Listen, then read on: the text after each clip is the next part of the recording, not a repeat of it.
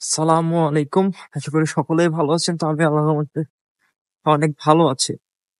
তো আজকের এই ভিডিওটা খুবই ইম্পর্টেন্ট, কারণ রিসেন্টলি যারা এমবাসি ফেস করবেন তাদের জন্য অনেক হেল্পফুল হবে। এই ভিডিওতে আমি বলবো যে যখন আপনারা এমবাসি ফেস করবেন তখন আপনারা কিভাবে আপনাদের ফাইলগুলো খুব সহজে সাবমিট করতে পারে, বা কিভাবে স্টেপ বাই স্টেপ আপনারা এমবাসিতে আপনাদের ফাইলগুলো সাবমিট করবেন, কোনটার পরে কোনটা। সো এই ভিডিওটা সবাই দেখবেন, কোনো স্কিপ করবেন না। আশা করি আপনাদের অনেক হেল্পফুল হবে।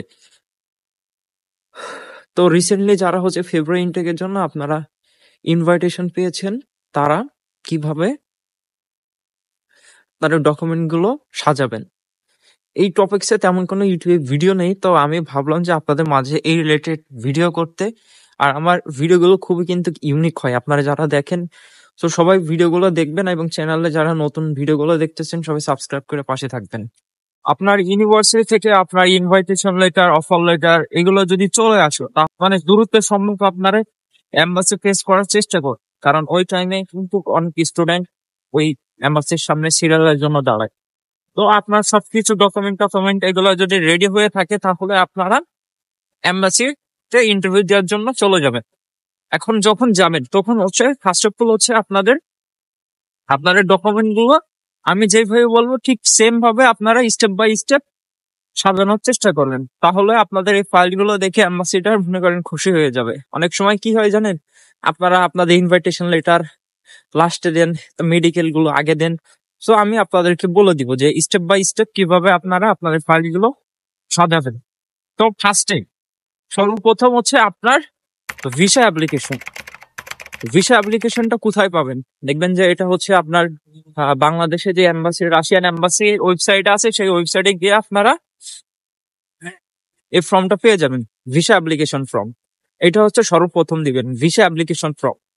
তারপর আপনারা দিবেন কোশ্চেনারি ফর্ম। এই কোশ্চেনারি ফর্ম কিন্তু আপনারা আপনাদের যে রাশিয়ার যে ওয়েবসাইট আছে সেখান থেকে আপনারা পেয়ে যাবেন। আপনাদের ইনভাইটেশন লেটার, আপনার অফার লেটার দেওয়ার চেষ্টা করবেন। অরিজিনাল সার্টিফিকেট দিবেন, ঠিক আছে? অরিজিনাল সার্টিফিকেট দিবেন, সার্টিফিকেট, মার্কশিট এগুলো অরিজিনাল দিবেন। তারপর দিবেন ফটোকপি। মেডিকেলটা দিবেন। এপিটোপিট আছে, ঠিক আছে? আমি স্টেপ বাই স্টেপ বলে দিচ্ছি, সেম ভাবে আপনারা আপনাদের ডকুমেন্ট গুলো সাজাবেন। আপনাদের এপিটোপিট দিবেন, মানে আপনার স্পন্সর কে, আপনার ওইখানে গিয়ে আপনার পড়াশোনার বিয়ার করবে কে, মানে যে স্পন্সর যে আছে সেটা দিবেন এপিটোপিট। তারপর আপনারা আরেকটা কাজ করবেন, সেটা যে ইয়ারের টিকিট। ইয়ারের টিকিট এটা কিভাবে পাবেন? এটা যে কোনো একটা ইয়ারের ওয়েবসাইটে গিয়ে আপনারা জাস্ট একটা বুকিং দিয়ে দিবেন।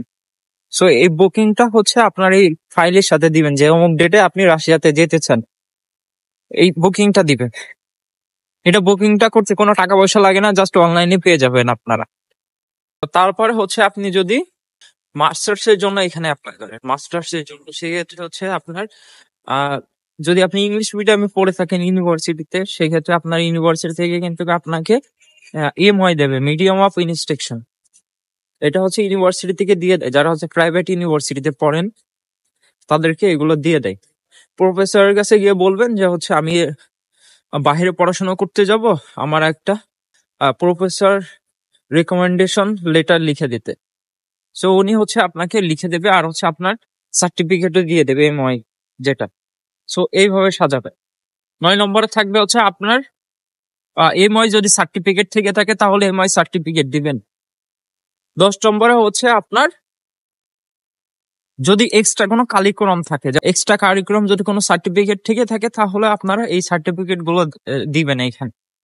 সো আপনি এইভাবে ফাইলগুলো সাজাবেন, তাহলে এম্বাসিটা কিন্তু খুবই খুশি হবে। আর যখন আপনি ইন্টারভিউ দিতে যাবেন না, তখন আপনি খুবই মনে করেন স্মার্টলি ভাবে ওনার সাথে কনভারসেশন করার চেষ্টা করবেন।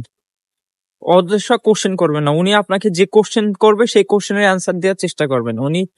উনি যখন আপনি গেটে ঢুকবেন, ঢোকার পরে সাথে সাথে ওনাকে পারমিশন নেবেন যে sir may I come in. তো তখন যদি উনি অনুমতি দেয়, সেক্ষেত্রে আপনি ওইখানে প্রবেশ করবেন। প্রবেশ করার পরে ওনার কাছে পারমিশন নেবেন যে স্যার আমি কি এখানে বসবো। উনি যদি অনুমতি দেয় তাহলে এখানে বসবেন। বসার পরে আপনি উনি ফাইল চাওয়ার আগে, মানে আপনার যে ডকুমেন্ট গুলো আছে সেই ডকুমেন্ট গুলো অবশ্যই উনি চাওয়ার আগে আপনি ওনাকে দিবেন যে sir, here is my all document, please check. বা আপনি মানে আপনি যেভাবে বলেন সেইভাবে মনে করেন সুন্দর করে ওনাকে সাজাই গুছাই বলে দিবেন। তো তখন উনি কিন্তু খুশি হবে।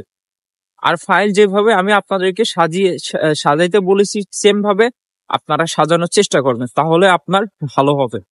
আর অবশ্যই অবশ্যই কিন্তু আপনারা মাস্ট বি স্মার্টলি অ্যান্সার দেওয়ার চেষ্টা করবেন। এমন উনি যে কোশ্চেন গুলো করলো, দেখা গেলো যে আপনি কোনো কিছু বলতে পারলেন না, সেক্ষেত্রে কিন্তু প্রবলেম হতে পারে। দেখা গেলো যে আপনার জিজ্ঞেস করলো যে আপনার ইউনিভার্সিটির নাম কি, আপনি ইউনিভার্সিটির নামে বলতে পারলেন না, বা আপনার ইউনিভার্সিটিতে কোন সিটিতে অবস্থিত এটাও যদি না বলতে পারেন, তাহলে কিন্তু মনে করেন সমস্যা। অবশ্যই যখন আপনি ইন্টারভিউ ফেস করতে যাবেন, অবশ্যই কিন্তু আপনি কোশ্চেনের আনসার গুলো খুব ভালো মতন শিখে যাবেন, বাসা থেকে প্র্যাকটিস করবেন যে আপনারা কিভাবে ইন্টারভিউ প্রিপারেশন নেবেন। এরকম অনেক ভিডিও আছে ইউটিউবে, আপনারা চাইলে দেখতে পারেন। আর আমি অবশ্যই চেষ্টা করতেছি কিন্তু আপনাদের জন্য খুবই ভালো মতন ভিডিও গুলো করার জন্য। এরকম ইনফরমেশন রিলেটেড ভিডিও কিন্তু ইউটিউবে খুবই কম, রাশিয়ান রিলেটেড। সো আমি চেষ্টা করতেছি আপনাদের মাঝে ভালো ইনফরমেশন রিলেটেড ভিডিও উপহার দেওয়ার জন্য। আর চ্যানেলে যারা ভিডিওগুলো দেখেন না কেন, অবশ্যই কিন্তু সাবস্ক্রাইব করে পাশে থাকবেন। এখন অনেকে কোশ্চেন করেন যে ভাই ড্রেস আপটা কেমন হতে পারে। দেখেন ভাই, ড্রেস আপটা হচ্ছে আপনার একেবারে সিম্পল ভাবে যাওয়ার চেষ্টা করবেন, ফর্মাল ড্রেস। যেমন আপনি টাই পরার দরকার নাই। দেখা গেল যে আপনি টাই মনে করেন যে সেই ভাই ভিআইপি হয়ে পড়ে গেলেন, মনে করেন যে আপনি ভিসা পাইলেন না। আপনাকে দেখে একজন স্টুডেন্ট মনে হয় এমন এমন গেট আপে যাবেন। আপনি ফর্মাল প্যান্ট পরতে পারেন, ফর্মাল একটা শার্ট পরতে পারেন।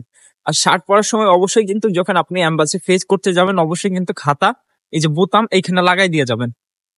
ফুল মনে করেন যে এইখান থেকে এখান থেকে গুটাই গেছেন, এরকম করবেন না। আপনাকে দেখে একজন স্টুডেন্ট মনে হয় এমন ভাবে যাওয়ার চেষ্টা করবেন, এবং ওনার সাথে খুবই একটা আন্তরিক ভাবে বন্ডিং করার চেষ্টা করবেন। ওনার সাথে ভালোভাবে কথা বলবেন। আপনার ইউনিভার্সিটির নাম কি, তারপরে আপনি কোন সাবজেক্টে যাচ্ছেন, এই রিলেটেড কোশ্চেন করবে আপনাকে জিজ্ঞেস করতে পারে যে তুমি কেন রাশিয়াতে যাবো, হোয়াই চুজ দিস রাশিয়া। আপনি সেভাবে বলবেন যে রাশিয়াতে কেন আপনি যেতে চান। তারপর আপনাকে বলতে পারে যে আপনি কোন কোর্সে যাচ্ছেন। কোর্সটা কিন্তু হচ্ছে আপনার প্রিপারেটরি থাকবে, কোর্স আলাদা, মেইন কোর্স আলাদা। আপনাকে জিজ্ঞেস করবে যে আপনার কোর্স কোনটা, সেই ক্ষেত্রে আপনি আপনার কোর্সটা বলবেন। তারপরে হচ্ছে আপনার মেইন সাবজেক্ট, বলে যদি আপনার মেইন সাবজেক্ট কি। মেইন সাবজেক্ট বলতে হচ্ছে আপনি কোন সাবজেক্টে এখানে প্রিপারেটরি কোর্স শেষ করার পরে মুভ করবেন। যেমন আপনার কম্পিউটার সায়েন্স হইতে পারে, ইকোনমিক্স হইতে পারে, বিজনেস হইতে পারে, সেইভাবে বলবেন যে আমার মেইন সাবজেক্ট হচ্ছে ইকোনমিক্স, বা হচ্ছে কম্পিউটার সায়েন্স, বা মেডিকেল, বা আপনি আপনার মতন করে বলবেন। আপনার যখন একটা জিনিস মাথায় রাখবেন, আপনার যখনই বলবে যে আমার কোন কোর্স তুমি কোন কোর্সে তুমি রাশিয়াতে যাচ্ছ, তখন আপনি অবশ্যই কিন্তু বলবেন যে প্রিপারেটরি কোর্স। কখনোই বলবেন না যে হচ্ছে আপনার কম্পিউটার সায়েন্স। যখন আপনার মেইন সাবজেক্টের কথা বলবে, তখন কিন্তু বলবেন যে আমার মেইন সাবজেক্ট এই। ঠিক আছে, আশা করি কিন্তু আমার কথাগুলো বুঝতে পেরেছেন। এবং যদি না বোঝেন, অবশ্যই কমেন্ট বক্সে জানাবেন, আমি আপনাকে বলে দিব। ব্যাপার এইভাবে ফাইলগুলো যদি সাজান, তাহলে কিন্তু আপনারা ভিসা পেতে পারেন খুব সহজে। আর ওনার সাথে ভালো যদি কনভারসেশন করতে পারেন, তাহলে অবশ্যই আপনাদের খুবই ভালো হবে। আর আমি আবারও বলতেছি, যদি না বুঝে থাকেন, অবশ্যই হচ্ছে কমেন্টে জানাবেন, আমি আপনাদেরকে কমেন্টের অ্যান্সার দেবো ইনশাল্লাহ। আমাদের ইউনিভার্সিটি অনেক বড় এরিয়া। তো আশা করি আমার ভিডিও গুলো বুঝতে পেরেছেন, এবং যদি না বুঝতে থেকে থাকেন তো অবশ্যই কমেন্ট বক্সে জানাবেন, আমি আপনাদের কমেন্টের অ্যান্সার দেওয়ার চেষ্টা করবো। তো সবাই ভালো থাকবেন, সুস্থ থাকবেন, দেখা হবে নতুন কোনো ভিডিও নিয়ে। আসসালামু আলাইকুম।